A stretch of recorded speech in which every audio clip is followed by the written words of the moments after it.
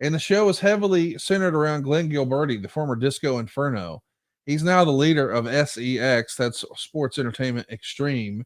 And he's going to be in the Anarchy match in the main event, where the winner gets an NWA title shot against you. And then he attacks you in your locker room and attacks you with your own crutches coming out of Raven's match. I loved what Glenn did with the Disco Inferno character.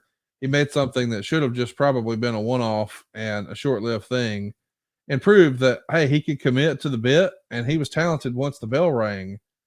What did you see in him and thinking, hey, let's move him up the ladder a little bit? Because, and do you know Glenn very well? Yeah, I talked to him on the phone yesterday, as a matter of fact. Get out of here. He called me yesterday. I couldn't believe it. Okay. Anyway, he's got a way, if he wants to, he can irritate the hell out of you. Okay. I mean, just, and look, he's obviously not afraid of the camera, but the Disco Inferno, and I know I got pushback and a lot of discussion, but I'm like, let's create an edge. There's two things here for this episode, because I do kind of remember going into this. I said two things.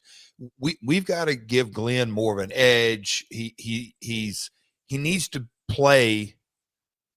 Disco Inferno is an extension of his personality. Glenn Gilberti can be an irritating, trash talking, push your button, New Yorker.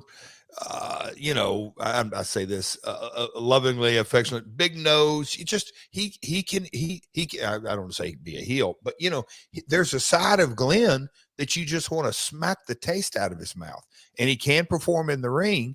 And so that was kind of the direction. The other thing is with the SEX faction, I said the leader needs to be able to wrestle, needs to be an in-ring. So Vince, you're. And Vince, I believe Vince has always been a hell of a talker. Like anybody needed to be produced in the ring. But look, Vince, you produce Glenn and let him be pushed out in front of a little bit, but we need a wrestler leading the faction anyway.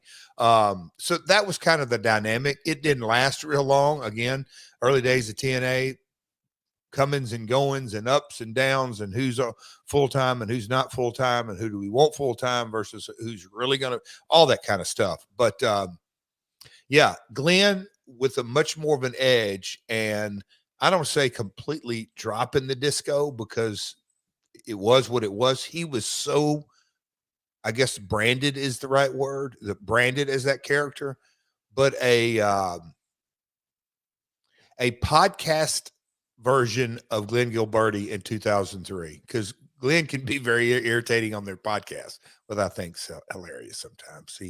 He loves to push buttons. It's all about professional wrestling journalism. Some folks have different strategies to get clicks or downloads or likes or whatever. To each his own, my man. To each his own. He's a heel.